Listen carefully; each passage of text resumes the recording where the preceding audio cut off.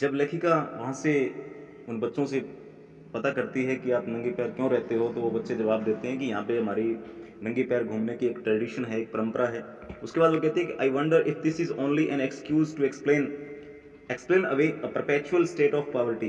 तो मुझे इस बात की हैरानी होती है, मैं हैरान हो जाती हूँ कि क्या लगातार चल रही जो गरीबी है उसको उचित ठहराने का ये एक एक्सक्यूज़ था, बहाना था। I remember a story a man from Udupi once told me. मुझे एक कहानी याद है जो उडीपी के एक व्यक्ति ने मुझे सुनाई थी। As a young boy he would go to school past an old temple. जब वो एक छोटा लड़का था, एक छोटा लड़का था, तो वो एक मंदिर के पास से गुजरते हुए स्कूल जाया करता था। Where his father was a priest, जहाँ पे उसका पिताजी एक पुजारी था। He would stop briefly at the temple and pray for a pair of shoes. और वह वहाँ पे मंदिर में एक जोड़ी जूतों के लिए प्रार्थना करने के लिए कुछ देर रुकता था। 30 years later I visited his town and the temple. 30 साल के बाद मैं दोबारा उस कस्बे में और उस मंदिर में मैंने विजिट किया, मैं वहाँ पे गई। Which was now drowned in an air of desolation. अब जो बिल्कुल वो इलाका था, वो मंदिर था, वो बिल्कुल डिसोलेशन था, बिल्कुल वीरान पड़ा था, सुनसान पड़ा था। In the back yard there lived the new priest. पीछे वाले हिस्से में, जहाँ पे वो आंगन के पीछे के आंगन में जहाँ पे वो नया पुजारी रहता था, there were red and white plastic chairs. लेखिका कहती है कि जहाँ पे अब वो नया पुजारी रहता था, उसके पीछे प्रांगण में कुछ लाल और सफ़ेद रंग की चेयर्स रखी हुई थी, चेयर्स पड़ी हुई थी। A young boy dressed in a grey uniform wearing socks and shoes. एक छोटा लड़का एक भूरे रंग की पोशाक पहने हुए, यूनिफॉर्म पहने हुए, और उसने wearing socks and shoes, socks और शूज़ भी पहन रखे थे। अराइव्ड पेंटिंग, पेंटिंग का मतलब हाँफते हुए, arrived painting and through his school bag on a folding bed. यानी वो हाँफते हुए आया और उसने क्या हुआ, अपनी जो अपना फोल्डिंग बैग है उस चारपाई पे अपना जो बस्ता है, स्कूल का बैग है, वो फेंक दिया। लुकिंग एट द बॉय, उस लड़के की तरफ देखते हुए, उस बच्चे को देखते ही, I remember the prayers another boy who had made to the goddess when he had finally got a pair of shoes.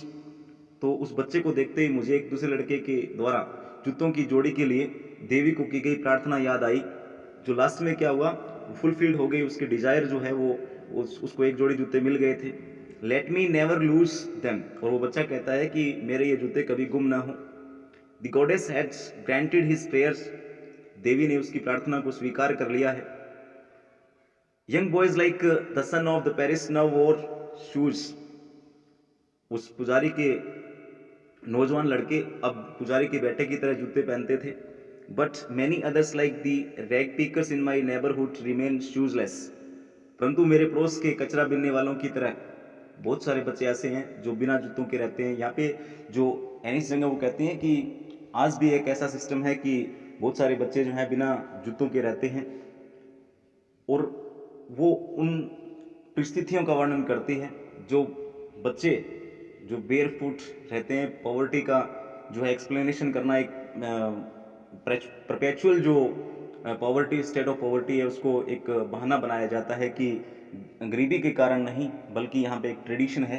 तो यहाँ पे क्या है, जो लेखिका है वो उन बच्चों की गरीबी को उठाती है, उन गरीबी के बारे में क्वेश्चन क्रिएट करती है। My acquaintance with the barefoot rag pickers leads me to Seemapuri. कूड़ा बिनने वालों से मेरी पहचान मुझे सीमापुरी ले जाती है।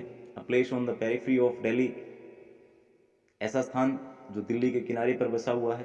पेरिफेरी का मतलब सीमा पे, उस दिल्ली की सीमा पे बसा हुआ है। दिल्ली ऑफ दिल्ली, दिल्ली की सीमा पर बसा हुआ है, किनारे पर बसा हुआ है। Yet miles away from its metaphorically, यदि लेकिन इसको अगर हम रूपक तौर पर माने, सही तरीके से माने, तो ये जो है दिल्ली से काफ़ी दूर है। Those who live here are squatters who came from Bangladesh back in 1971। और यहाँ पर रहने वाले जो लोग हैं वो स्क्वैटर्स हैं, वो गैर कानूनी रूप से रहते हैं, जो कि 1971 में बांग्लादेश से आए थे। Saheb's family is among them, Saheb का जो परिवार है उनमें से एक है। Seemapuri was then a wilderness, Seemapuri उस समय एक वीरान इलाका था, वाइल्डरनेस का मतलब वीरान। इट स्टिल इज, और आज भी है, but it is no longer empty, empty का मतलब खाली, परंतु ये पूर्ण रूप से खाली नहीं है। In structures of mud with roofs of tin and tarpaulin, devoid of sewage, drainage और running water, live 10,000 rag pickers. और यहाँ पर लगभग 10,000 कूड़ा बिनने वाले जो परिवार है वो रहते हैं मिट्टी के ढांचों में, मड स्ट्रक्चर्स ऑफ मड, मिट्टी के घरों में, टीन और टारपोलिन से बनी हुई जो छत है उसके नीचे रहते हैं। और यहाँ पर क्या है, डिवाइड ऑफ सीवेज, यहाँ पर कोई भी सीवेज का प्रबंध नहीं है, ड्रेनेज सिस्टम नहीं है, नालियाँ नहीं बनी हुई हैं, और यहाँ पर पानी भी नहीं आता है। और इस कंडीशन में क्या है, लगभग 10,000 जो लोग हैं वो यहाँ पे रहते हैं। They have lived here for more than 30 years without an identity, और वे यहाँ बिना किसी पहचान के, लगभग आइडेंटिटी के बिना किसी पहचान के लगभग 30 वर्षों से रह रहे हैं, विदाउट परमिट्स, बिना अनुमति के। But with ration cards they that get their names on voters lists, उनके पास एक राशन कार्ड है जिनसे उनका नाम वोटर लिस्ट में आ जाता है, जो मतदाता सूची है उसके अंदर उनका नाम आ जाता है। And enable them to buy grain, जिनसे क्या है वो अनाज प्राप्त करने में योग्य हो पाते हैं या उनको अनाज मिल जाता है। Food is more important for survival than an identity, यानी जिंदा रहने के लिए पहचान से अधिक भोजन की जरूरत होती है, इम्पोर्टेंट होता है, महत्वपूर्ण होता है।